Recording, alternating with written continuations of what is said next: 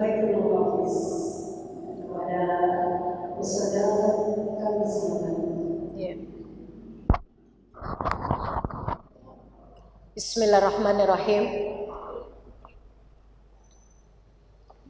Assalamualaikum warahmatullahi wabarakatuh.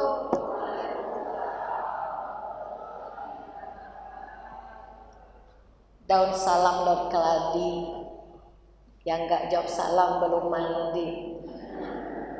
Ibu-ibu semangat, masih pagi-pagi ya. Kita ulangi sekali lagi. Assalamualaikum warahmatullahi wabarakatuh.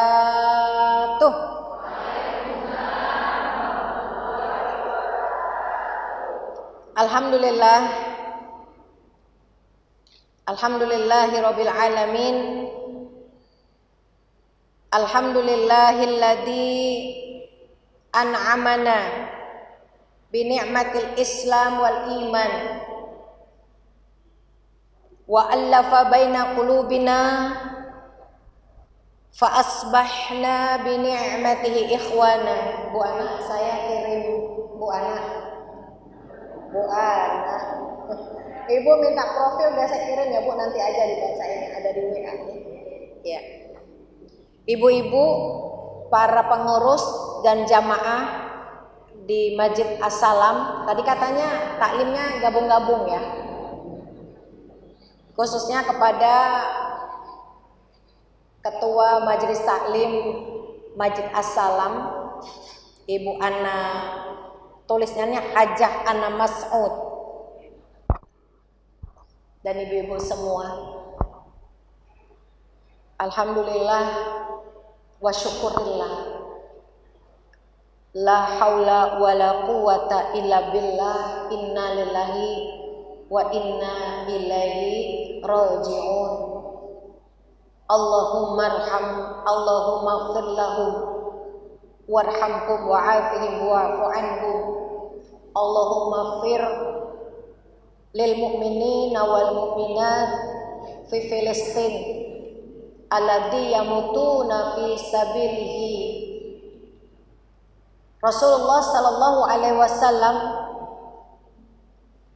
dan di dalam tafsir Bu, di dalam surat Al-Anfal ayat 63 itu ada ayat yang berbunyi seperti ini. Bismillahirrahmanirrahim. Wa in, dikatakan walladzina kafaru ba'duhum awliya'u ba'd. Gak usah saya terjemahin, udah pada paham ya. Fa illam taf'alu takun fitnatun fil ardi wa fasadun kabir. Kata Allah, orang kafir itu sebagian menjadi penolong bagi sebagian yang lain. Kalau kalian tidak melakukan apa yang diperintahkan oleh Allah, apa itu?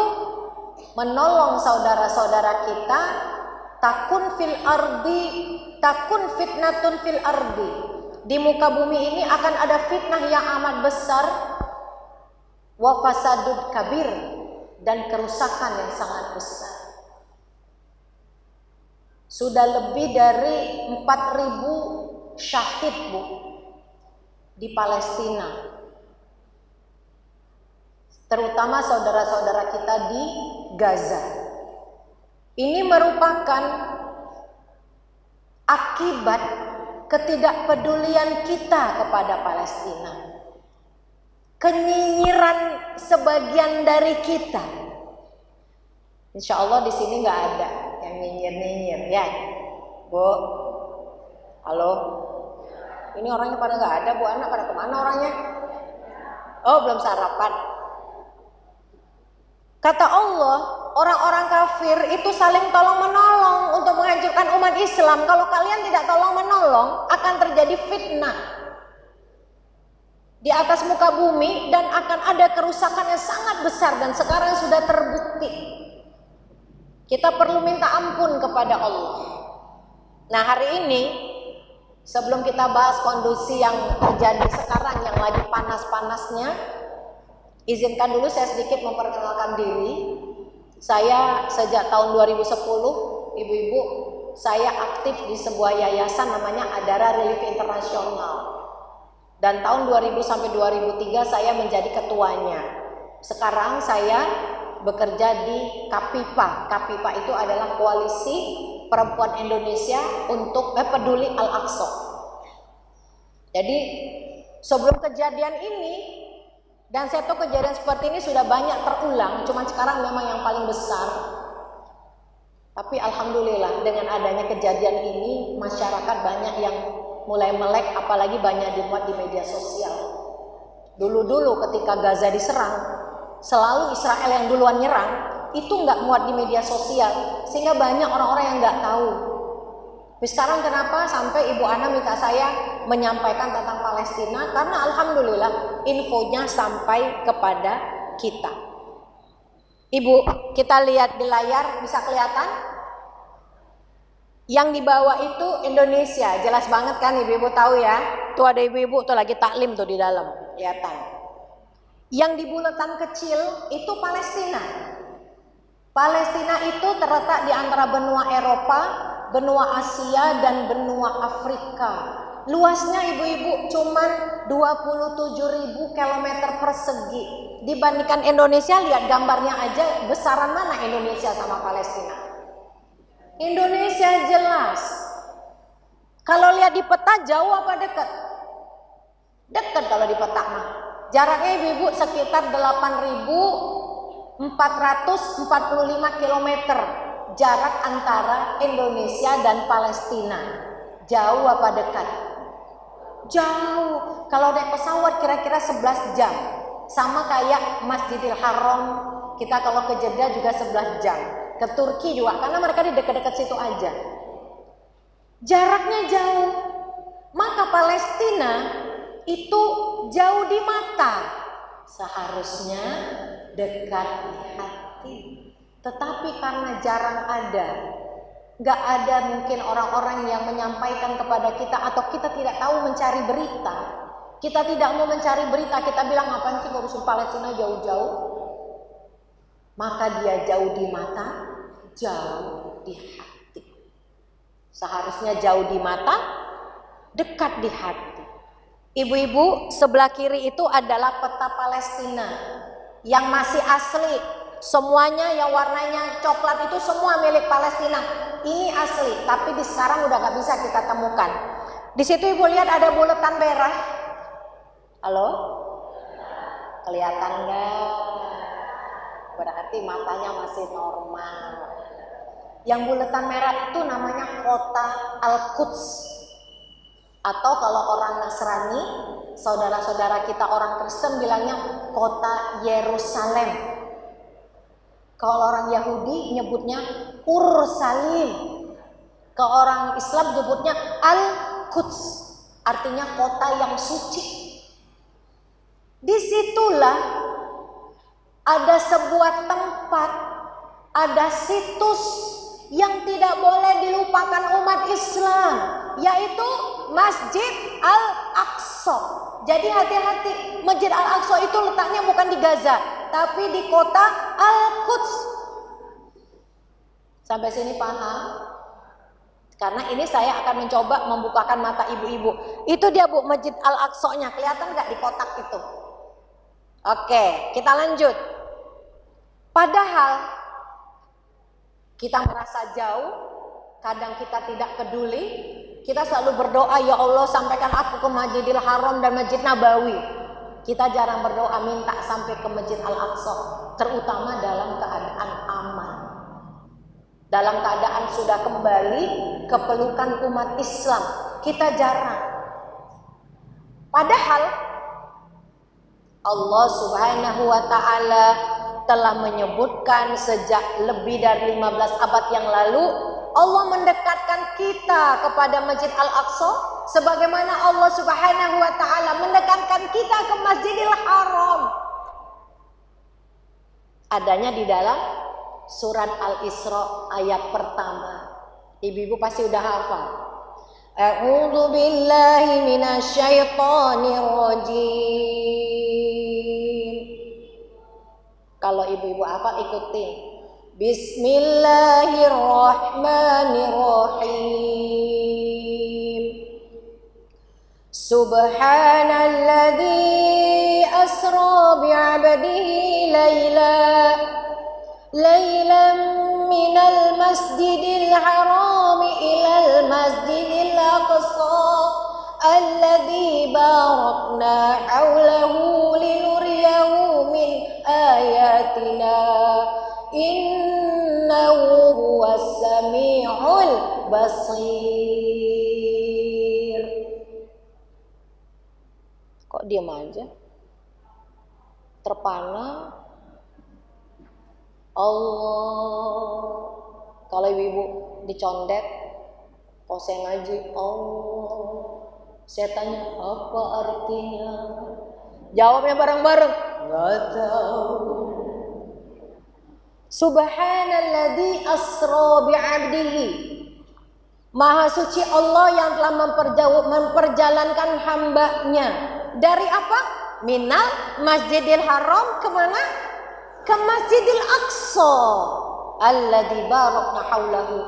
Yang telah kami berkahi sekelilingnya. Apa yang diberkahi sekelilingnya itu sekeliling apa? Sekeliling masjidil aqsa. Linuriyahu min ayatina, yang kami sinari dengan cahaya-cahaya kami. Innallaha sami'un basir, sungguhnya Allah Maha melihat, lagi mendengar, lagi Maha melihat. Bu, perhatiin, ada dua masjid tadi disebut masjid apa? Dan Masjidil Haram dan Masjid Al-Aqsa. Di dalam Al-Quran, kalau ibu-ibu baca mulai dari surah Al-Fatihah kepada sampai surat An-Nas, di dalam Quran hanya ada dua nama masjid itu. Masjid Nabawi pun tidak disebut namanya oleh Allah. Cuman Masjidil Haram dan Masjidil Aqsa. Kenapa? Karena Allah ingin kita dekat dengan Masjidil Aqsa sebagaimana kita dekat dengan Masjidil Haram. Cinta kita kepada Masjidil Aqsa sama seperti kita cinta kepada Masjidil Aqsa. Ibu-ibu saya tanya, kalau Masjid As-Salam ini ada yang ngebom, ibu-ibu marah nggak? Ridho nggak? Jangankan dibom, polisi-polisi masuk ke sini nggak buka sepatu, ibu-ibu marah nggak? Oh, ibu anak duluan di depan. Namanya menghinakan. Itulah yang terjadi di Masjidil Aqsa sekarang, karena mereka sudah dikuasai oleh penjajah Zionis Israel. Orang sholat dilarang, orang sholat dibubarkan, masjidnya ditembakin, orang lagi sholat di dalam ditembakin. Kemarin bulan April baru terjadi Bu penyerangan Masjid Al-Aqsa. Moga-moga ibu-ibu memahaminya. Oke, kita lanjut. Ini adalah gambar Masjidil Aqsa. Ada nomor 1, ada nomor 2, ada nomor 3, ada nomor 4. Saya tanya bunda-bunda sayang, siapa menurut ibu-ibu boleh tunjuk tangan yang mana sih Masjid Al-Aqsa? Gak usah malu-malu, gak usah takut salah. Ibu?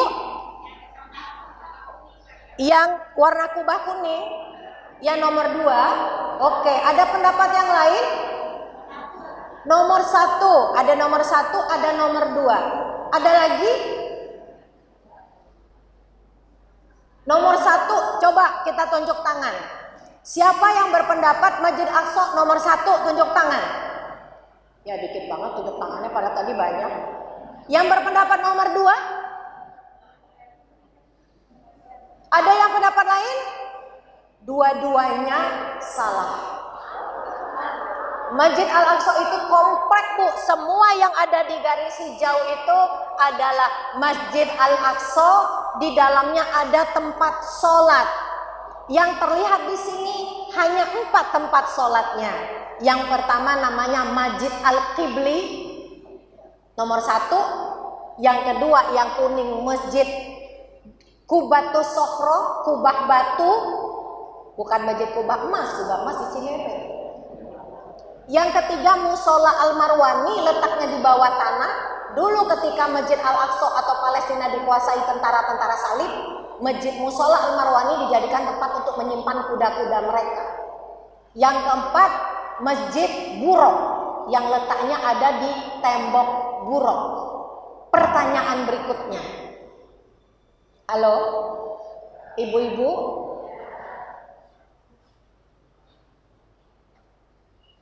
Di antara, kalau saya tanya siapa sih yang memiliki Masjid Al-Aqsa? Punya siapa Masjid Al-Aqsa? Punya umat Islam. Punya umat Islam. Maka ada nasyid begini, Al-Qudsu lana wal ardu lana wallahu biquwwatihi ma'ana. Kota Al-Quds milik kita, bumi ini milik kita, dan Allah bersama kekuatannya bersama kita. Jadi ingat ya, banyak sekali tempat sholat, banyak sekali situs-situs di Masjid Al-Aqsa, tapi minimal ibu-ibu harus tahu 4 tadi. Nomor 1 namanya Masjid Al-Qibli, yang kedua Masjid Qubatus Sokro atau bahasa Inggrisnya Dome of the Rock, yang ketiga Musola Al-Marwani, yang keempat Masjid Buruk. Pertanyaannya, Masjid Buruk itu nempel sama tembok buruk. Ada yang tahu nggak kenapa namanya tembok buruk? Biar ibu-ibunya mikir, nggak dengerin aja. Kok dengerin lama-lama tidur. Apa? Kenapa disebut tembok buruk? Iya Bu. Betul. Buruk adalah binatang yang membawa Rasulullah Shallallahu Alaihi Wasallam dari Masjidil Aqsa dimi'rajkan ke Sidratul Muntaha. Pertanyaannya kenapa disebut tembok buruk? Karena disitulah Rasulullah Shallallahu Alaihi Wasallam menambatkan buruknya selama berada di Masjid Al-Aqsa. Ibu-ibu tahu tembok ratapan? Pernah dengar tembok ratapan? Apa itu tembok ratapan? Lebih terkenal Bu tembok ratapan daripada tembok buruk. Iya, tembok ratapan itu tempat orang Yahudi beribadah. Ibu tahu nggak? Tembok ratapan itu ya tembok buruk. Tapi kita lebih kenal tembok ratapan. Kita ini sudah jadi korban propaganda Israel. Karena penjajah Israel itu mengganti nama-nama supaya kita umat Islam nggak tahu kalau itu tuh sejarah Islam. Jadi namanya tembok buruk bukan tembok ratapan. Letaknya itu nomor 4. Ibu-ibu lihatnya nomor 4 ya. Karena nanti kita akan kembali lagi ke nomor 4 itu. Oke, kalau kita bercerita tentang Masjid Al-Aqsa, ada juga istilah Baitul Maqdis. Apa bedanya? Kalau Masjid Al-Aqsa itu namanya langsung dari Allah di dalam surat Al-Isra ayat pertama. Subhanalladzi asra bi'abdihi laila minal masjidil harami ila, itu Allah yang ngasih namanya. Tapi kalau Baitul Maqdis itu nama yang diberikan oleh Rasulullah Sallallahu Alaihi Wasallam di dalam hadis Isra dan Mi'raj. Berarti Masjidil Aqsa dan Baitul Maqdis sama. Masjidil Aqsa nama dari Allah, Baitul Maqdis nama dari Rasulullah Sallallahu Alaihi Wasallam. Banyak ayat, banyak hadis tentang keutamaan Masjidil Aqsa atau Baitul Maqdis. Rasulullah Sallallahu Alaihi Wasallam, bunda-bunda, ibu-ibu, ke Masjidil Aqsa setelah menjadi nabi. Ke Masjidil Aqsa itu cuma 2 kali. Satu, ketika masa kecil ke bumi Syams.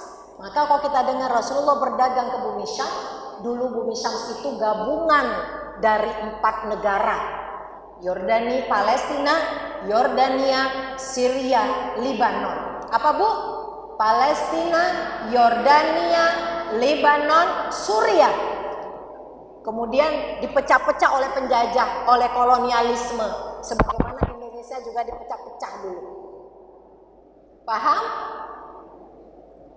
Rasulullah SAW sering ikut berdagang dengan pamannya ke negeri Syam. Tetapi datang ke Palestina setelah menjadi nabi hanya sekali dalam peristiwa Isra dan Mi'raj. Tapi herannya banyak ratusan hadis Rasulullah Sallallahu Alaihi Wasallam terkait keutamaan Baitul Maqdis. Saya akan sebutkan saja beberapa supaya ibu-ibu juga nggak bingung. Ya, apa itu Baitul Maqdis di dalam hadis Rasulullah? Pertama, ingat ya, kalau kita bicara tentang Masjidil Aqsa adalah al-qiblah al-ula, kiblat pertama umat Islam. Dulu Rasulullah sholatnya menghadap ke Masjidil Aqsa, baru kemudian dipalingkan kiblatnya setelah turun surat Al-Baqarah ayat 144. Qad nara taqalluba wajhika fis samaa falanuwalliyannaka qiblatan tardaha fawalli wajhaka syatral masjidil haram wa haitsu ma kuntum fawallu wujuhakum syatra. Sungguh kami melihat engkau berdoa ya Muhammad, minta supaya kiblat itu dipindahkan dari Masjidil Aqsa ke Masjidil Haram. Kenapa? Karena orang Yahudi ngeledek Nabi kita, Nabi Muhammad SAW. Apa katanya? Orang Islam nggak punya tempat untuk ngadapnya ke tempat kami. Padahal menurut kita Nabi Daud dan Nabi Sulaiman itu juga nabinya umat Muhammad SAW, nabinya umat Islam. Jadi ibu jangan berpikir ya Nabi Daud, Nabi Sulaiman itu orang Yahudi, Nabi Ibrahim orang Yahudi, Nabi Musa orang Yahudi, Nabi Isa orang Kristen, Nabi Muhammad orang Islam. Tidak, semuanya Muslim.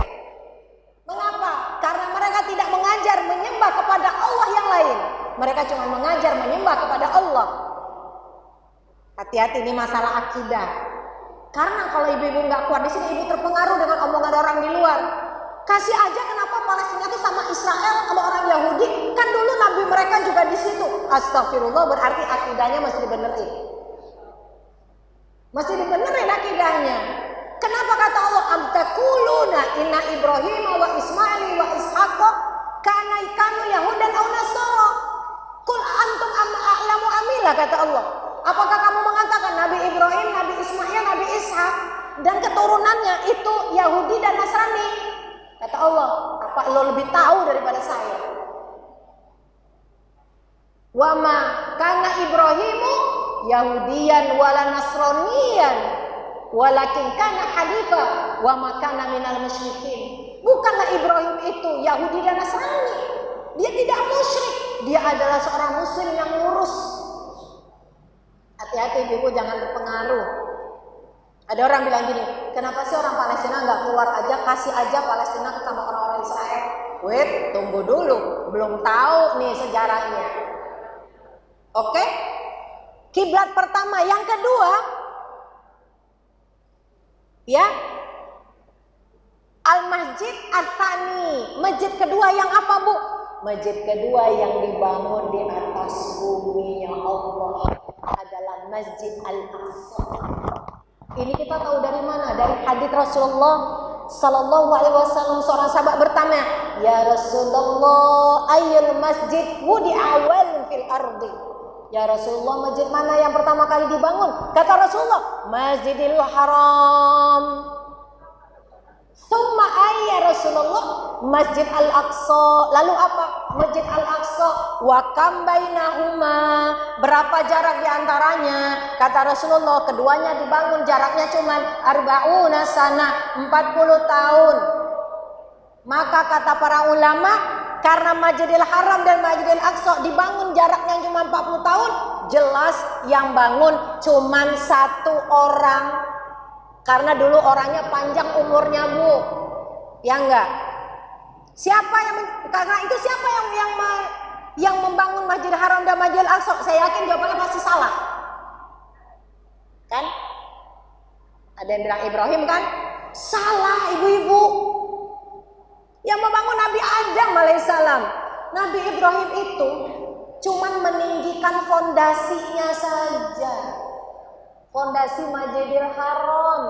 Maka di dalam Al-Baqarah akhir juz 1 Allah mengatakan wa id yarfa'u Ibrahimul qawa'ida minal baiti wa Ismail. Ingatlah ketika Nabi Ibrahim meninggikan fondasi Masjidil Haram dengan Ismail. Jadi jangan salah, yang membangun Masjidil Haram bukan Nabi Ibrahim, tapi Nabi Adam alaihi salam. Kalau gitu Nabi Adam sholatnya di mana kalau ada masjid? Paham gak ibu? Nabi Adam agamanya Islam. Siapa yang disembah? Allah. Sholatnya di mana? Di masjid. Masjidnya mana? Dibangun duluan Masjidil Haram. Sampai sini paham? Pertama, kiblat pertama umat Islam. Yang kedua, masjid kedua yang dibangun. Yang ketiga, tempat ketiga yang kita sangat disarankan untuk didatangi kalau dalam keadaan normal, dalam keadaan aman. Kata Rasulullah, la tushaddur rihal, kamu tidak diizinkan, tidak didorong untuk melakukan traveling, healing. Orang bilang healing harus traveling, harus ninggalin anak, ninggalin suami, healing.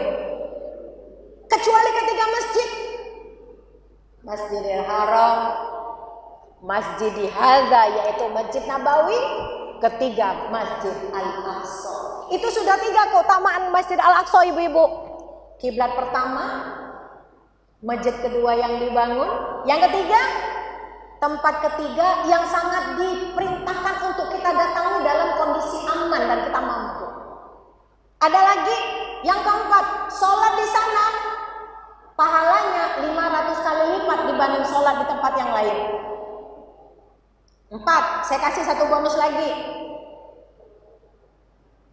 Satu bonus lagi, ada seorang pembantu Nabi namanya Maimunah binti Sa'ad. Nanti saya bacakan hadisnya.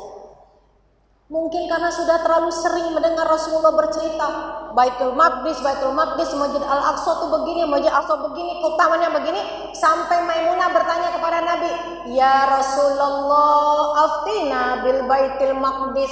Ya Rasulullah, berikan aku fatwa terkait Masjidil Aqsa. Apa kata Rasulullah? Ardul mahsyar wal mansyar, ituhu fasalu fihi. Kata Nabi, dia bumi tempat kalian nanti di hari kiamat dikumpulin, kalian dikumpulkannya di Masjidil Aqsa. Dan kalian dibangkitkan nanti di yaumul ba'ats, di hari kebangkitan, dari langit di atas Masjid Al-Aqsa. Nanti di hari kiamat tidak ada pintu langit yang terbuka kecuali pintu langit di atas Masjid Al-Aqsa. Udah berapa tuh keutamaannya? 5. Terakhir satu lagi saya sebutkan, dia jelas sudah tahu dia menjadi bumi Isra Mi'raj. Tempat Nabi diperjalankan dari Masjidil Haram ke Masjidil Aqsa di malam hari, lalu dibangkitkan, dimi'rajkan ke langit ke Sidratul Muntaha. Dan dalam peristiwa Isra Mi'raj itu semua nabi dan rasul sholat bu di Masjidil Aqsa. Semua nabi dan rasul, mulai dari nabi pertama, rasul pertama, sampai kepada Rasulullah SAW, sholat berjamaah. Pertanyaannya, siapa yang jadi imam? Siapa yang jadi imam? Ya, kamu bawa anak kamu ya, lucu banget. Saya jadi ingat cucu saya bu, baru punya cucu 2 hari yang lalu, cucu ketiga perempuan ya. Ibu-ibu, halo? Siapa yang menjadi imam? Rasulullah SAW menjadi imam. Maka para ulama berpendapat peristiwa sholatnya Rasulullah di Isra Mi'raj ini adalah salah satu mukjizat Rasulullah. Keagungan Allah tidak ada di satu tempat lain di muka bumi ini, tidak ada waktu lain yang terjadi kecuali peristiwa Isra Mi'raj dan Masjid Al-Aqsa, di mana seluruh nabi sholat berjamaah diimami oleh nabi kita Nabi Muhammad sallallahu alaihi wasallam. Demikian agungnya Masjid Al-Aqsa, sehingga kalau Masjid Al-Aqsa dinodai, apakah ibu-ibu tidak marah? Kayaknya nggak marah, tampang-tampangnya tampang biasa-biasa aja nih. Kalau Masjid Al-Aqsa dihancurkan, sekarang kenapa Israel menjajah Palestina? Tujuannya menghancurkan Masjid Al-Aqsa dan menggantinya dengan Haikal Sulaiman.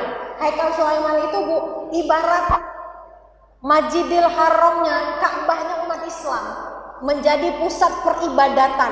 Mereka ingin menghancurkan Masjid Al-Aqsa dan kemudian menggantinya dengan Haikal Sulaiman. Maka kalau bicara soal secara agama, nggak kelar-kelar krisis Palestina. Orang bilang udahlah kasih aja sama Yahudi, orang bilang bagi-bagi dua aja. Tapi nanti kita akan bicara dari segi kemanusiaan, oke? Karena dua-duanya ngotot. Kalau buat kita umat Islam, itu bukan tempatnya orang Yahudi, karena Yahudi itu menyimpang. Nabi mereka, Nabi Daud, Nabi Sulaiman, itu tidak ada yang beragama Yahudi. Halo? Kalau saya bilang halo, ibu jawab hai. Halo? Ya kok diam? Halo? Oh, masih tidur berarti ya? Bisa dilanjutin kan? Oke, kita lanjutin. Nah, kita lihat. Ini udah kiblat pertama, tadi sudah sebutkan ya Bu, kiblat pertama saya tidak ulang lagi untuk mengirit waktu perubahan arah kiblat, karena tadinya arah kiblat itu ke Masjidil Aqsa, kemudian dipindahkan ke Masjidil Haram, adanya surat Al-Baqarah 144, surat Al-Isra tadi sudah kita baca berapa kali, surat Al-Anbiya juga. Jadi surat Al-Anbiya menyebutkan wa najaina luton wa najainahu wa luton ilal ardi allati barokna fiha lil alamin, dan kami selamatkan Ibrahim dan Nabi Lut ke sebuah negeri yang telah kami berkahi untuk seluruh alam. Menurut tafsir Kementerian Negara, kami telah menyelamatkan Ibrahim dari kejahatan warga kota Ur itu apa Bu? Ur Salim, Yerusalem, yang membakarnya hidup-hidup, lalu hijrah ke dari kota Ur lalu hijrah ke Haran, kemudian ke Palestina. Dan kami juga menyelamatkan Lut dari bencana alam yang menimpa kota Sodom dan Gomora. Keduanya Ibrahim dan Lut pergi ke Palestina dan diselamatkan di Palestina. Maka Palestina disebut bumi para anbiya, bumi para nabi, yang sekarang dijajah oleh orang-orang Israel, oleh penjajah Israel. Ya. Nah, ini ada surat lagi, suratnya surat Al-Anbiya. Nanti saya kirim ya filenya ya Bu, biar Ibu bisa baca. Al-Anbiya ayat 81 sama disebut negeri yang diberkahi. Al-A'raf 137 juga disebut bumi yang diberkahi. Di surat Saba juga disebutkan As-Saba itu adalah bumi yang diberkahi karena dia bumi Palestina. Jadi hadis atau ayat tentang Palestina itu ada sekitar 12 ayat di dalam Al-Quran ya. Saya tidak bahas semuanya karena waktu kita tidak cukup ya. Oke. Nah, ini peta Palestina ibu-ibu. Yang paling kiri itu adalah peta Palestina sampai tahun 1920 ketika masih menjadi satu dan di bawah jajahan tentara Inggris, di bawah jajahan Inggris setelah Khalifah Utsmaniyah, Turki Utsmani kalah di Perang Dunia Pertama. Palestina dikuasai oleh Inggris. Ini petanya nih, belum dibagi-bagi. Lalu tahun 46 udah seperti ini. Apa yang kuning-kuning ini? Yang kuning-kuning ini adalah pemukiman orang-orang Yahudi yang sengaja didatangkan dari luar Palestina, dari Eropa. Mereka datang, mereka dibiayain datang ke Palestina, mereka dikasih rumah, mereka dikasih uang. Dan sekarang yang menjadi wilayah Palestina hanya yang hijau-hijau ini, yang jumlahnya hanya sekitar ya 22%. Ibu-ibu, ini yang hijau-hijau ini yang ada tulisan itu namanya Gaza Bu, dan sekarang lagi diserang. Luas Gaza itu seperti kota Surabaya, sekitar 365 km. Kalau Surabaya itu sekitar 330-340 km persegi. Ini Gaza. Ada yang pernah dengar istilah jalur Gaza? Jalur Gaza itu adalah tempat pengungsian yang terbentuk sejak tahun 48. Kenapa di situ jadi tempat pengungsian? Nanti kita lihat ya, bahwa ada peristiwa saudara-saudara kita di Palestina itu mengalami pembantaian dan sebagian mereka pergi ke jalur Gaza dan mengungsi di jalur Gaza. Nah, yang di tengah-tengah ini, yang hijau-hijau ini kan Gaza yang kiri. Yang agak gede itu namanya tepi barat. Di dalamnya ada kota Al-Quds, tempat berdirinya Masjid Al-Aqsa. Dari kiri sampai seperti ini saya khawatirkan kita akan ditanya oleh Allah. Karena umat Islam banyak yang tidak peduli. Umat Islam banyak yang peduli. Palestina, bumi para nabi, itu sudah beralih ke tangan penjajah. Sekarang tinggal 22% saja ibu-ibu. Dan yang paling utuh, paling kuat menjaga Masjid Al-Aqsa itu adalah Gaza. Mengapa Gaza tidak mau menyerah kepada Israel? karena mereka menjaga Masjid Al-Aqsa mewakili umat Islam. Jadi penjajahan-penjajahan di Palestina itu, di Gaza, di tepi barat dan semua kejalan Israel itu tujuannya cuma satu, menjadikan Palestina negara yang isinya orang-orang Yahudi saja. Yang lain disuruh keluar ya dari Palestina. Oke. Nah, saya mau nunjukin ibu-ibu dulu ada dua bahasan saya hari ini sebelum kita bicara Gaza. Sampai jam berapa kita Bunda? 11:04 ya. Tanya jawab selesai ya. Baik, saya usahakan jam 11 sudah selesai materi saya. Ibu-ibu, saya mau nunjukin sebentar ya.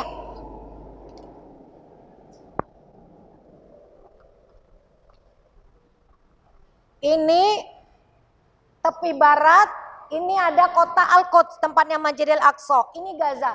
Kita akan bicara ini dulu nih, biar ibu-ibu tahu. Ini Palestina, ini tepi barat, Al-Quds, ini Gaza. Oke? Ini peta sekarang nyebut namanya Israel. Kalau saya nggak menyebut nama ini Israel. Oh ya, terima kasih Bunda. Ya, kalau saya tidak mau menyebut ini Israel. Kenapa? Kita mengakui bahwa ada negara Israel di sini. Padahal mereka itu berdiri dengan menghancurkan rakyat Palestina, menjajah. Makanya kalau kami aktivis Palestina Bu menyebutnya dengan wilayah 48. Kenapa? Wilayah 48 ini ketika Israel menyerang kota Al-Quds, yang pertama kali mereka serang itu mereka belum sanggup menyerang kota Al-Quds. Yang pertama kali mereka kuasai adalah wilayah ini, maka kita sebutnya wilayah 48. Kalau mereka menyebutnya Israel, ini Israel, Palestina cuma di sini, cuma di sini. Enak aja, itu kan negara Palestina, bukan negara Israel. Begitu. Kayaknya pakai ini lebih enak gitu. Ya, saya pinjam dulu ya. Oke. Jadi lebih mobile. Nah, kalau di tepi barat dan Al-Quds, apa saja yang dilakukan Israel kejahatannya? Saya ringkas cuma 5 saja Bu. Pertama, penghancuran Masjid Al-Aqsa dan sekitarnya. Di kota apa tadi Masjid Al-Aqsa? Al-Quds. Yang kedua, menghancurkan rumah dan sumber-sumber kehidupan. Yang ketiga, menangkapi, menculik perempuan dan anak-anak. Yang keempat, membangun tembok apartheid. Yang kelima, membuat checkpoints. Ini kita fokus ke Al-Quds dulu nih. Karena ibu-ibu jangan ke Gaza dulu. Karena Gaza perlakuannya terhadap Gaza beda yang dilakukan oleh Israel. Nah, kita lihat ya Bu. Saya harus berdiri nih biar seru ya, biar enak ya. Bunda-bunda, tadi namanya masjid apa? Al-Qibli. Masjid apa? Qubatus Sokhro. Musola Al-Marwani. Ini namanya tembok Burok. Jadi tahun 48 tanggal 14 Mei, ini ada sejarahnya lagi nih, mungkin nanti berlanjut ya, karena saya nggak mau menjelaskan semua. Pendeknya begini Bu, setelah mendatangkan banyak imigran dari luar Palestina, lama-lama tambah banyak nih orang Yahudi yang menguasai Palestina. Lalu 1917 Turki Utsmani kalah perang. Dikuasai oleh siapa Palestina? Palestina dikuasai Inggris dan Perancis. Tahun 1917 Menteri Luar Negeri Perancis menyerahkan sebagian tanah Palestina kepada kelompok Zionis. Dikasih aja tuh. Sejak itu tambah banyak lagi. Akhirnya mereka tahun 48 apa yang mereka lakukan? Mereka mendirikan, mereka melihat, wah warga Yahudi tambah banyak nih di Palestina. Mereka kaum Zionis itu apa Bu? Kelompok Yahudi nasionalis yang ingin mendirikan negara khusus buat orang Yahudi. Kita sebutnya Zionis. Ya, sampai sini ya. Ibu-ibu belajar yang ini lagi, mengeras otaknya lebih banyak lagi nih, karena materinya agak beda nih hari ini kita bahas. Lalu setelah mereka melihat udah banyak orang Yahudi, tanggal 14 Mei 48 Israel secara mandiri seenaknya saja mendirikan negara Israel di atas bumi Palestina. Tidak sampai 24 jam mereka menyerang Masjid Al-Aqsa, membantai, membakar, membunuh. Berapa orang yang menjadi syuhada? 15.000 orang Palestina menjadi syuhada. Lebih dari 750.000 mengungsi ke Gaza, ke tepi barat, ke negara-negara yang lain. Ibu, waktu itu mereka sudah menguasai Masjid Al-Aqsa belum? Belum. Mereka tetap bercita-cita. Lalu akhirnya mereka tanggal bulan Juni tahun 67 mereka berhasil menguasai Masjid Al-Aqsa. Yang pertama kali mereka hancurkan ini, Bu, wilayah di sekitar tembok Buraq yang disebut dengan Darul Maghribi atau Darul Maroko atau Kampung Maroko. Kenapa disebut Kampung Maroko?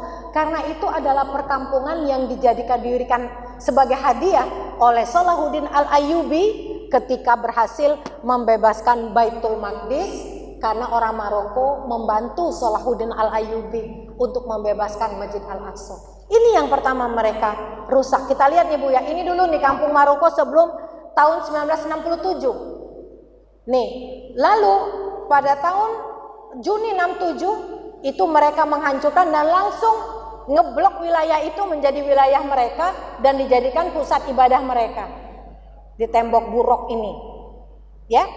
Lalu setelah itu apakah mereka tidak menghancurkan rumah lagi? Oh salah, jangan salah. Mereka justru menghancurkan rumah orang Palestina dan mencita-citakan di seluruh Al-Quds itu yang ada di Al-Quds itu hanya orang-orang Yahudi saja, hanya orang-orang Israel saja.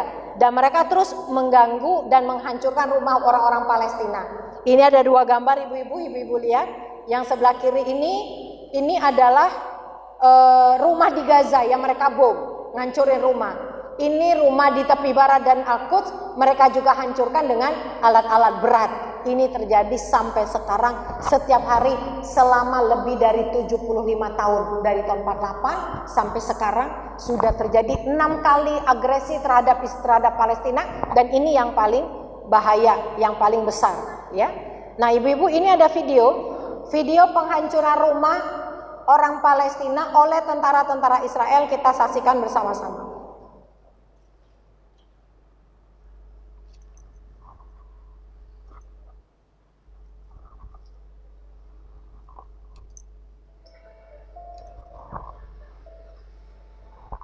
Ya, ibu-ibu lihat ya, dengan alat berat ditemani oleh tentara-tentara Israel, mereka mendatangi rumah-rumah orang Palestina. Ini merupakan kebijakan atau aturan dari Israel. Orang Palestina boleh dihancurkan rumahnya. Alasannya apa? Nggak bayar pajak, karena pajak rumah itu, Bu, setahun bisa 150 juta. Banyak yang nggak sanggup atau dianggap tidak punya izin, padahal mereka berdiri di situ sebelum Israel berdiri. Ya, kita lihat ya, Bu, nih mereka menghancurkan dengan alat berat. Ditemani oleh tentara. Coba bayangkan perasaan ibu, tanah yang dibangun, rumah yang dibangun sejak dulu, sedikit-sedikit untuk anak cucu dihancurkan di depan mata kita. Ini angkanya pasti nambah, Ibu. Sejak 2004 sudah menghancurkan 848 rumah. Sekarang udah di atas 5.000 rumah yang dihancurkan. Dan mereka menjadi pengungsi. Mereka tidak tahu tinggal di mana. Sebagian di antara mereka mengungsi ke tepi barat, tapi ada juga di antara mereka, ya ini, Bu, ya, daerah-daerah yang dihancurkan di sekitar Al-Quds. Ada namanya Beta, Lifta, Sejaro, Silwan. Ini daerah yang pertama, kampung-kampung yang dihancurkan. Apalagi kejahatannya kepada anak-anak. Ibu-ibu lihat, anak-anak usia di bawah 18 tahun ditangkap oleh Israel, oleh tentara, di jalan, dimasukkan ke penjara, diborgol. Padahal menurut hukum internasional, kalau ada anak yang mau diinterogasi, tidak boleh diborgol, tidak boleh ditutup matanya, dan harus ditemani oleh orang tua mereka. Itu semua dilanggar oleh Israel. 40% anak-anak Palestina yang ditangkap itu mengalami kekerasan seksual. Ya. Nah, ini tembok, dibangun tembok. Jadi ibu dulu, mohon maaf ibu yang di balik tirai, dulu ibu mau ke sana, kan nggak boleh lewat tirai ya bu. Tirainya panjang lebih dari 700 km. Cuman tinggal loncat aja. Sekarang itu dipisahkan oleh tembok panjangnya 750 km. Jadi kalau orang tua kita tinggal di sana, kita di sini, kita mau ke rumah orang tua tadinya 1 menit, itu sampai 1,5 jam. Lewatin tembok, lalu ada pos-pos pemeriksaan militer, namanya checkpoints. Dan disitulah menjadi pusat penembakan saudara-saudara kita di tepi barat. Ini namanya checkpoints ibu-ibu bisa lihat ya. Makanya kalau Al-Quds itu kita menolong saudara-saudara kita di Al-Quds untuk apa? Pertama ya, kita menjaga Masjid Al-Aqsa dan situs umat Islam. Karena banyak sekali makam-makam para sahabat yang sudah dibuldozer, sudah diratakan dengan tanah. Nama-nama jalan sudah dirubah menjadi bahasa Ibrani supaya umat Islam itu nggak ingat kalau itu milik umat Islam. Ya, masjid ditembakin, orang lagi sholat ditendang, dipukulin dan sebagainya. Nah, sebagian mereka ibu mengungsi kemana? Di Yordania ada 10 kamp pengungsian orang-orang Palestina. Di Libanon, saya pernah ke Libanon 2 kali, saya datang ke pengungsian, itu sangat menyedihkan. Mereka itu bu nggak pernah makan daging kecuali kurban, makanya kita selalu mengirimkan kurban di sana buat pengungsi. Dan ada lebih dari 80 pekerjaan yang tidak boleh dilakukan oleh pengungsi Palestina. Mereka seumur hidup tidak punya identitas, mereka seumur hidup jadi pengungsi. Jadi kalau mereka datang ke Indonesia, mereka nggak pakai paspor namanya, tapi travel dokumen. Yang di sana ditulis refugees atau pengungsi. Apalagi di Gaza. Kemarin Jabalia Camp ini bu menjadi sasaran rudal Israel dan ini sudah rata dengan tanah di Jabalia. Juga ada namanya Nusairat Camp dan Khan Yunis. Jadi ibu bayangin jahatnya Israel, dia bikin pengumuman. Para warga yang ada di utara Gaza disuruh mengungsi ke Khan Yunis. Tapi di jalan mobil-mobil mereka ditembakin dan dibom. Langsung bu, ratusan orang meninggal dunia. Barusan kemarin kita lihat, bahkan rumah sakit milik Kristen itu langsung 1.000 orang yang wafat, yang syahid. Jahatnya Israel, ya. Nah ini di Suriah. Di Suriah juga banyak orang Palestina, mereka mengungsi. Nah sekarang kita, kenapa Gaza? Nah sekarang tadi tepi barat udah ya, Al-Quds ya. Sekarang kita bahas Gaza ibu-ibu. Nah ini Gaza. Yang kuning itu Gaza. Gaza itu luasnya 365 km persegi. Penduduknya 2,2 juta jiwa.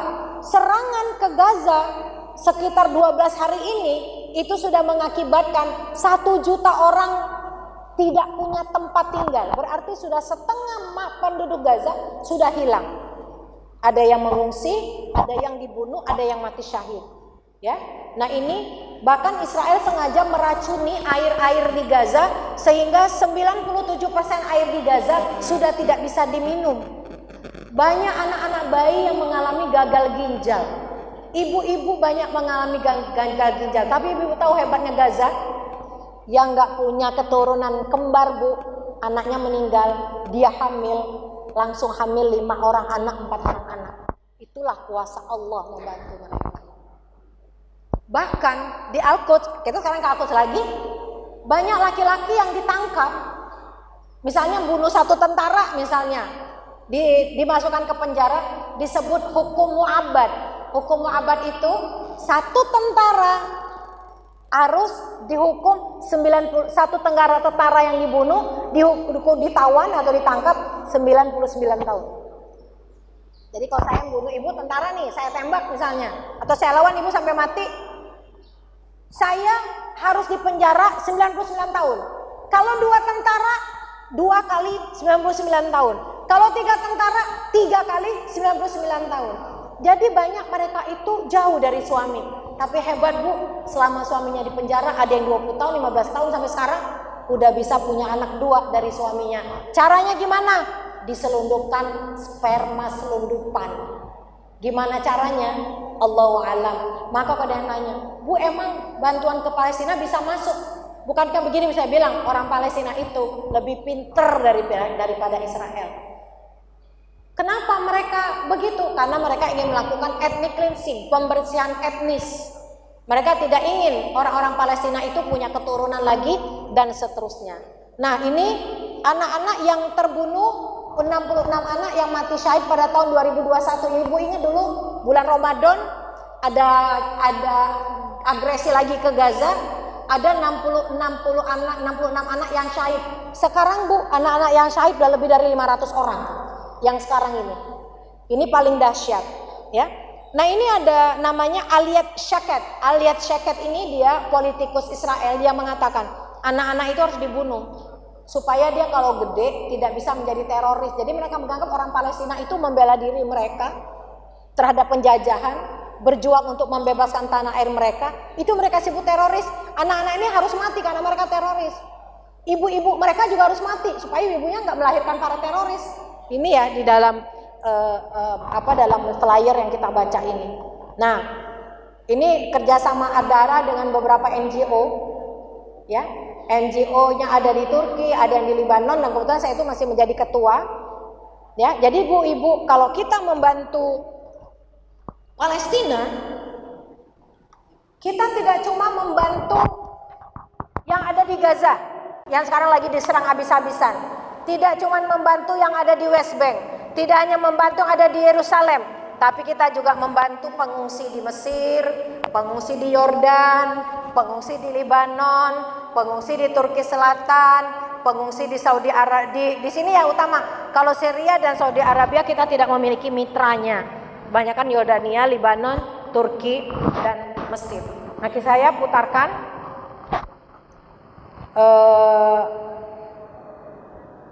nah ini ya video ya Bu, detik-detik roda Israel menyasar gedung warga sipil di Gaza.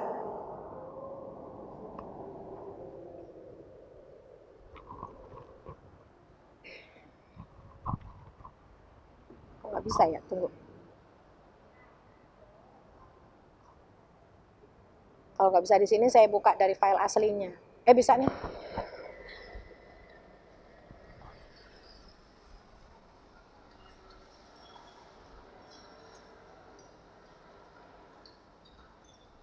Lihat ya.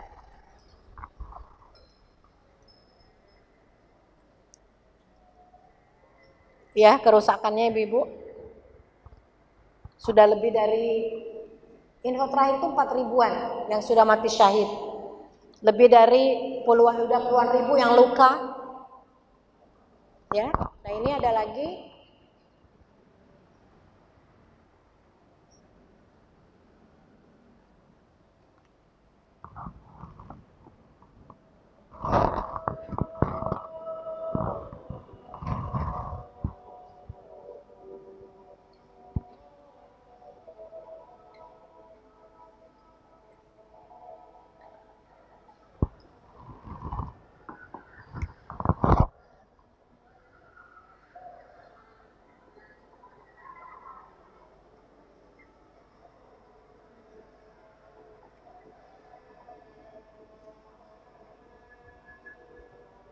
Jadi banyak video-video anak-anak yang diangkat dari reruntuhan. Ini sampai petugas ambulans sampai nangis Bu, ngelihat banyak banget korban ya. Anak-anak dan perempuan yang wafat. Ini anak-anak yang berhasil diselamatkan dari puing-puing. Ya. Nah, ini satu video terakhir.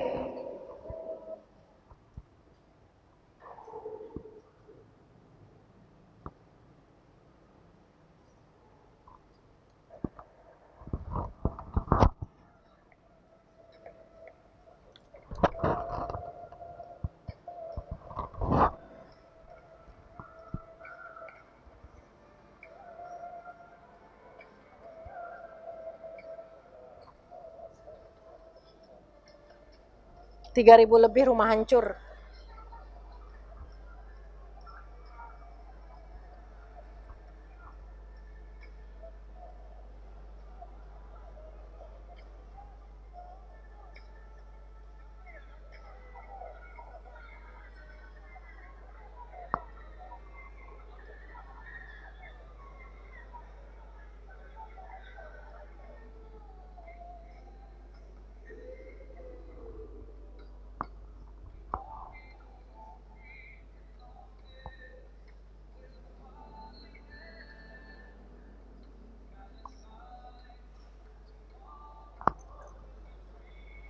Ini yang korban rumah sakit ya.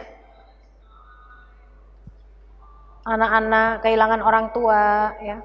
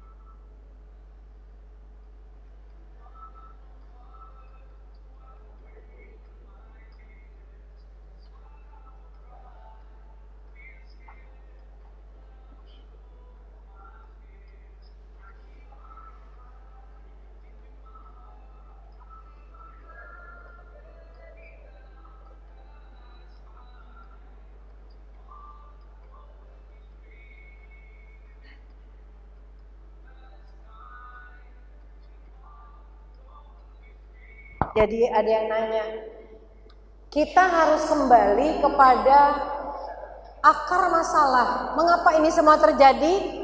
Karena Palestina dijajah. Jadi solusinya bagaimana? Palestina harus merdeka. Dan ini harus ditekan oleh masyarakat dunia, terutama oleh PBB. Tapi masalahnya ibu-ibu, di PBB itu, di Dewan Keamanan PBB, itu semua pendukung Israel. Maka betapa banyak kejahatan kemanusiaan dilakukan oleh Israel, tapi Israel tidak dibawa ke Mahkamah Internasional, ya. Baik, ini suaranya sayangnya nggak bisa gede ibu-ibu.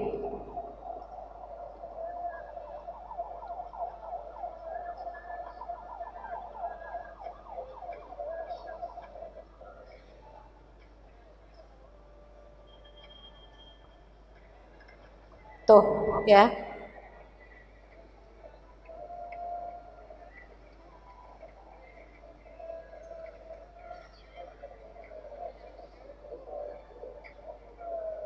Nah, sampai sini ada hadis yang saya sampaikan.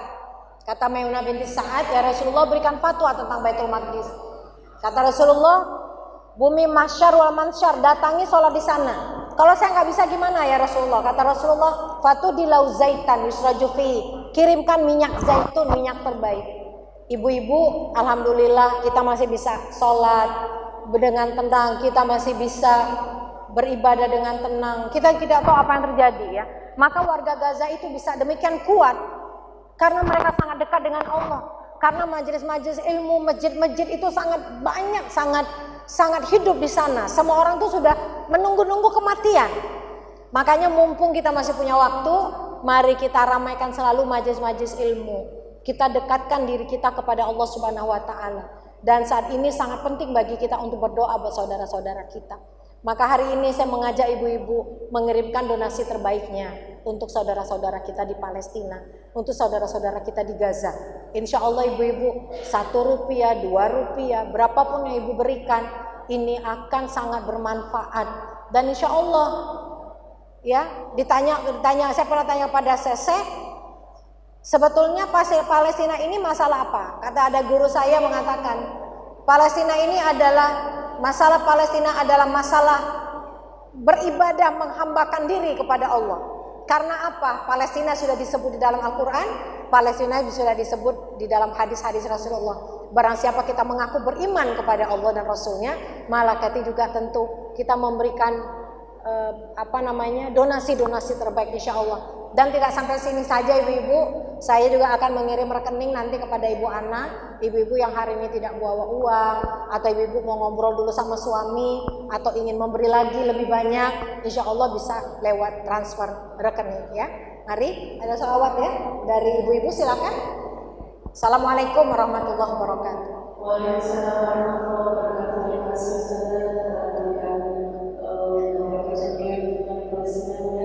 untuk berkah itu kita sampai berdoakan mereka masuk di sana, kita mohon kalau tidak ada rezeki dari kita semua, mohon disebut dalam negara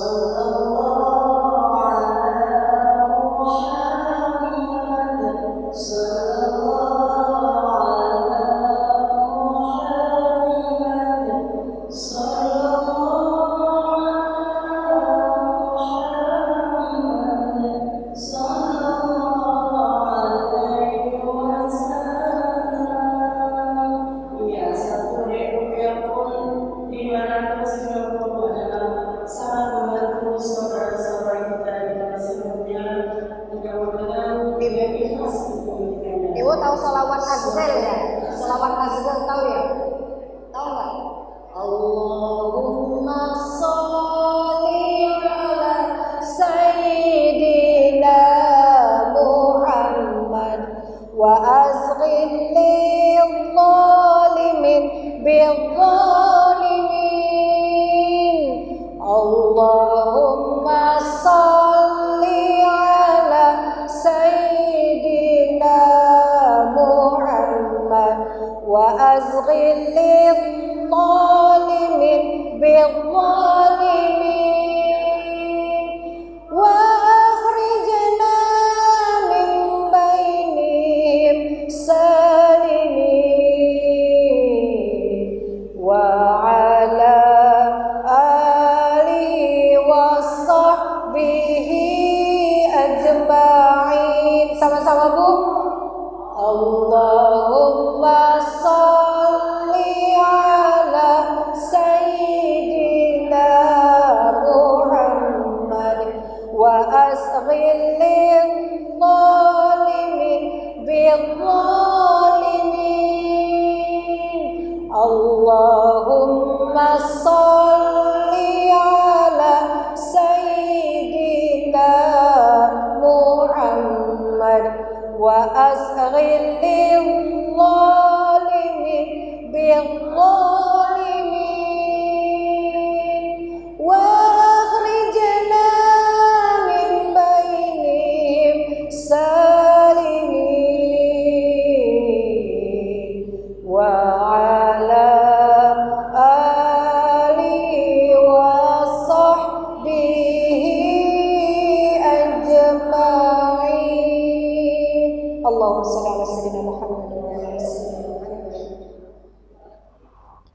Dan juga Ustazah ya, alhamdulillah ini kita tidak boleh ya, tidak tahu bahkan tidak peduli dengan umat Islam ya.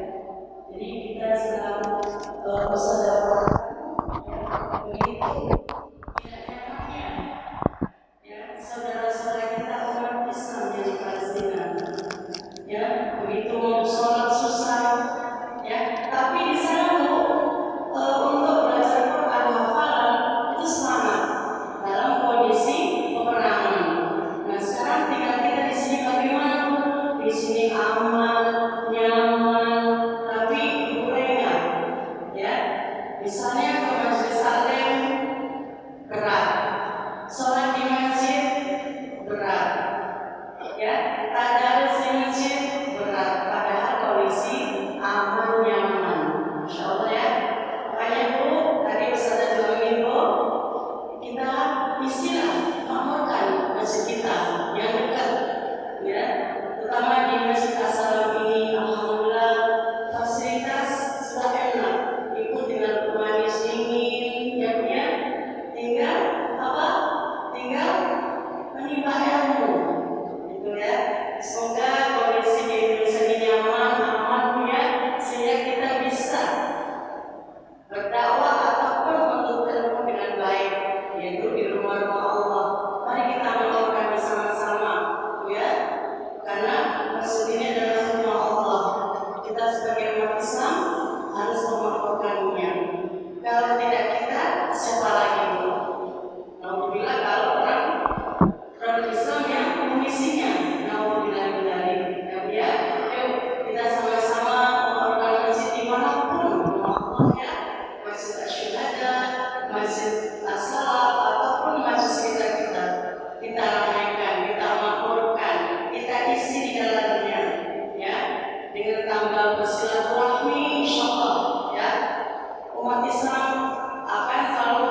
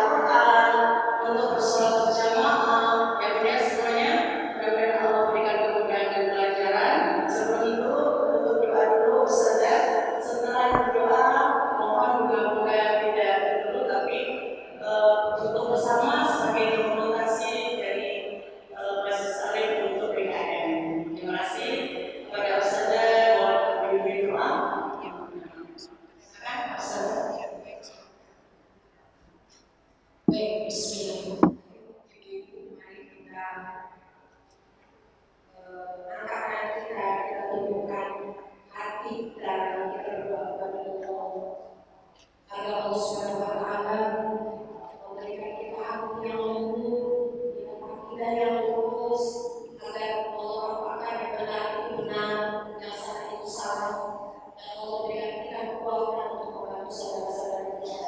Sebelum berdoa saya akan beri pesan terakhir bagi ibu-ibu, mari kita bantu. Kalau kita bisa membantu dengan donasi, alhamdulillah, jangan khawatir. Alladzina yunfiquna amwalahum fisabilillah kamathali habatin ambatat sab'a sanabila fi kulli sunbulatin mi'atu habah. Barang siapa memberikan hartanya di jalan Allah ibarat dalam satu butir benih, dari benih itu akan muncul 7 batang, dari tiap batang itu ada 100 bijinya. Dibayar insyaallah minimal 200 hari. Tapi yang paling mudah ibu-ibu adalah kita menyadarkan orang-orang sekitar kita. Kalau ibu rajin dan punya medsos, dapat berita, dan tidak banyak berita hoax sekarang ya. Pastikan dulu beritanya, berita yang cara cek di tahu itu gimana bu? Judulnya itu ketik di Google, nanti keluar tuh. Ternyata salah ini berita sekarang, berita tahun 2019 misalnya ya, itu kita harus hati-hati. Kalau ada berita-berita kali di WhatsApp ibu share seluas-luasnya. Ibu taruh di status merah ibu. Kalau punya Instagram, ibu taruh di Instagram story, di Facebook juga seperti itu. Kenapa? Ini untuk menangkal, mengcounter propaganda Israel yang menyalahkan Palestina dan menyalahkan umat Islam. Jadi pertama edukasi, sharing. Yang kedua tentu adalah donasi terbaik kita. Kalau ada yang nanya, Ustazah, Palestina itu boleh nggak kita bayar zakat? Jawabannya boleh pakai bambu. Kenapa? Fakir, miskin, orang yang ditawan, orang yang berjihad di jalan Allah, fisabilillah, semua ada di Palestina. Yang ketiga, minimal itu kita berdoa. Doa minta Allah lindungi Masjidil Aqsa, Allah bebaskan Palestina, dan Allah berikan kepada saudara-saudara kita kesabaran, dan kita pun dikatakan oleh Allah berapapun yang sedang kita berikan, Allah jadikan kita sebagai orang yang berkontribusi untuk membebaskan Masjidil Aqsa atau Baitul Maqdis. Banyak maksudnya mungkin ada kalian yang tanya jawab ya, jawab dulu ya sebelum ya ekspor dulu silakan ya ibu. Silakan. Ini aja bunda. Ya. Silakan ini bisa di Ya, biarin ibu anak saya aja pakai yang ini lagi.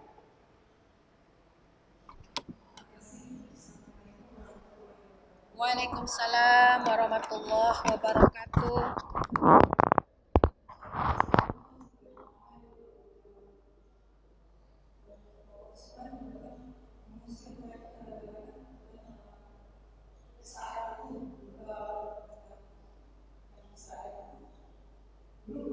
Gimana bu? Oh belum. Israel tuh kan baru terbentuk tahun 48. Ya.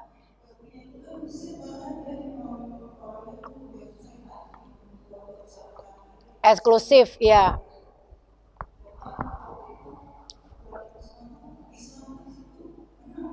Iya.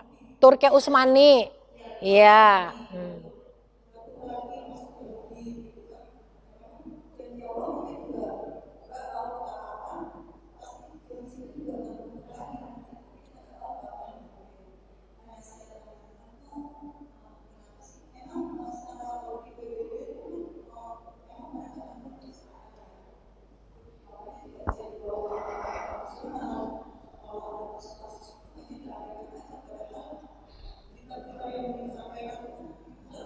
Iya.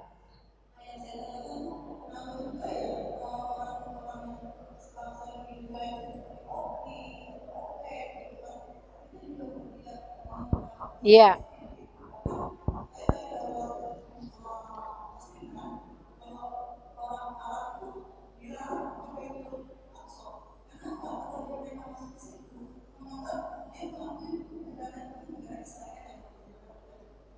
Iya, baik. Tadi handmixnya mana ya, Bu?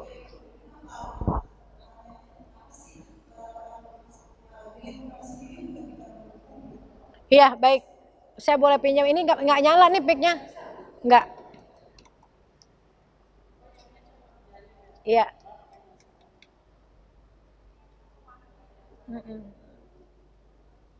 Ngambek kali karena nggak saya pakai. Ibu siapa namanya? Ibu Mary. Oh, Feni, maaf. Iya. Yang pertama saya sampaikan bahwa kenapa sih orang-orang Arab itu nggak mau membantu? Kita tahu ya Bu, Arab itu penakut, banyak negara Arab itu takut dengan ancaman Amerika. Jadi mereka diancam untuk melakukan normalisasi dengan Israel, maksudnya menjadikan Israel sebagai sahabatnya. Makanya jangan heran kemarin banyak orang-orang yang berdemo membela Palestina di Yordania itu pada ditangkapi dan mengalami tekanan atau perlakuan represif dari tentara-tentara dan polisi-polisi Yordania. Jadi udah banyak sekarang negara-negara yang bekerja sama dengan Israel. Tetapi rakyatnya tetap mendukung Palestina karena mereka semua adalah Muslim yang tahu betul keutamaan dari Masjid Al-Aqsa.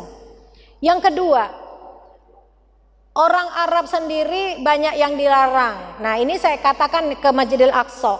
Memang ada ulama Bu, yang namanya ulama Yusuf Qaradawi.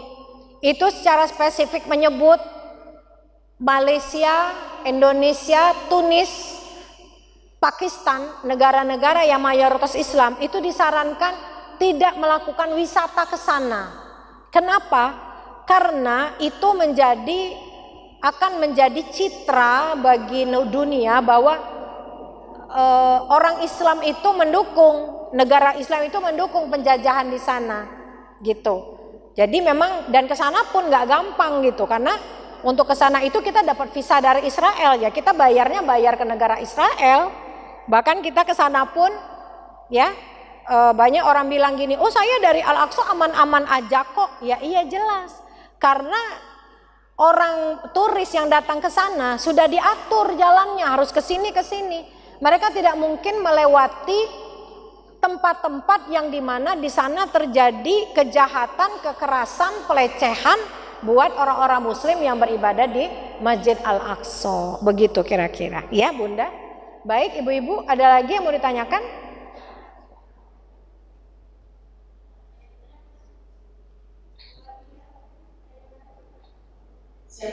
Silakan Bunda.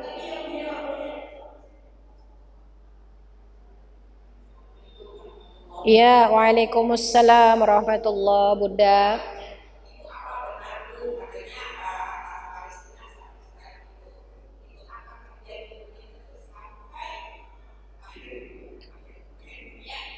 Ya. Waalaikumsalam warahmatullahi. Jadi ini tergantung keyakinan ya Bu. Artinya pertentangan as-sira'u bainal haqqi wal batil, pertentangan antara hak dan yang batil itu selalu ada di mana-mana. Mudah bagi Allah untuk memenangkan Palestina. Apa yang nggak mungkin buat Allah Subhanahu wa taala. Tetapi Allah sekarang justru ingin melihat di antara kita siapa orang yang benar-benar beriman, siapa orang yang benar-benar mau berkorban di jalan Allah untuk agamanya. Ya. Jadi tapi beberapa ulama ada yang meramal ya umur Israel itu tidak lebih dari 100 tahun katanya. Ya, tidak lebih dari 100 tahun. Dan kita tahu tahun 1924 itu adalah jatuhnya kekhalifahan Utsmaniyah, Turki Utsmani 1924. Ada yang mengatakan selama 100 tahun turunnya atau jatuhnya kekhalifahan Turki Utsmani, ini memang terjadi banyak sekali fitnah. Salah satu fitnahnya itu ya, bagaimana terjadi fitnatul kubro atau kerusakan di muka bumi ini dengan kasus Palestina dan Israel ini, begitu. Nah, ada yang mengatakan sampai kiamat. Ya bisa jadi, berarti sampai kiamat juga kita harus berjuang. Ada yang mengatakan tahun 2024 Israel akan kalah. Alhamdulillah gitu kan. Kalau begitu kita bantu mati-matian supaya benar-benar ramalan itu terjadi. Betul nggak Bu? Nah ini, jadi tentu ini menjadi ujian bagi kita semua. Siapa yang membantu saudara-saudara kita dengan apa? Menyebarkan info, mendoakan dan memberikan donasi terbaik buat saudara-saudara kita. Saya rasa cukup, udah mau asa uzur. Billahi taufik wal hidayah, moga-moga saya sampaikan ada manfaatnya. Assalamualaikum warahmatullahi wabarakatuh. Oh ya, baik. Bismillahirrahmanirrahim, Ibu-ibu, kita doakan ya buat saudara-saudara kita, buat yang menjaga Masjid Al-Aqsa, agar Allah membebaskan Masjid Al-Aqsa dari penjajahan. Allah memberikan ketabahan dan kesabaran buat saudara-saudara kita. Allah menerima syuhada yang ada di Gaza dan tempat-tempat yang lain ya. Dan kita dicatat oleh Allah sebagai pembebas Masjid Al-Aqsa. Ala hadhihi niyyah wa likulli niyatin salihah. Al-Fatihah. A'udzu billahi minasyaitonir rajim. Bismillahirrahmanirrahim. Alhamdulillahi rabbil alamin. Ar-Rahmanir Rahim. Maliki yaumiddin. Iyyaka na'budu wa iyyaka nasta'in. Ihdinas siratal mustaqim. Siratal ladzina an'amta 'alaihim ghairil maghdubi 'alaihim waladdallin.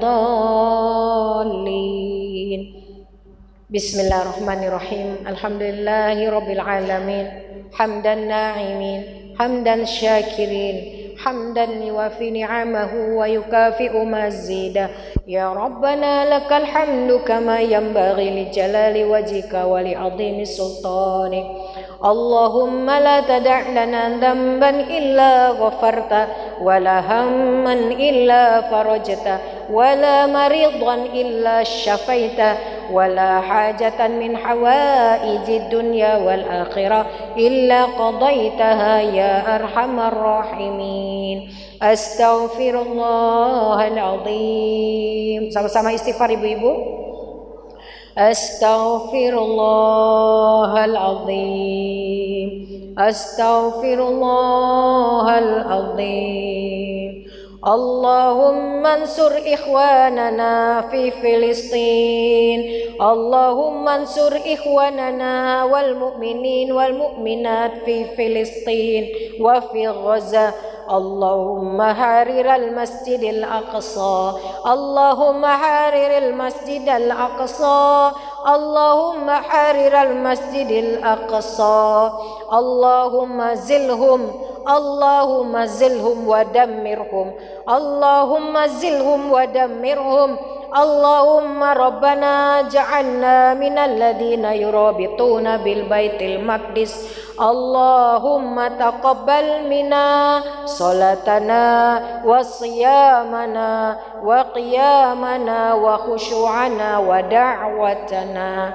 اللهم ربنا لا تزغ قلوبنا بعد إذ هديتنا وهب لنا من لدنك رحمة إنك أنت الوهاب.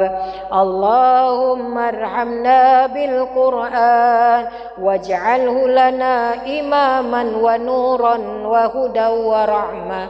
اللهم ذكرنا منه ما نسينا وعلمنا منه ما جهلنا وارزقنا تلاوته آناء الليل وأطراف النار واجعله لنا حجة لا حجة علينا يا رب العالمين. اللهم اغفر لنا ولوالدينا وارحمهما كما ربيانا صغارا. ربنا آتنا في الدنيا حسنة وفي الآخرة حسنة وقنا عذاب النار. سبحان ربك رب العزة عما يصفون وسلام على المرسلين والحمد لله رب العالمين. Amin ya rabbal alamin. Billahi taufiq wal hidayah. Wassalamualaikum warahmatullahi wabarakatuh.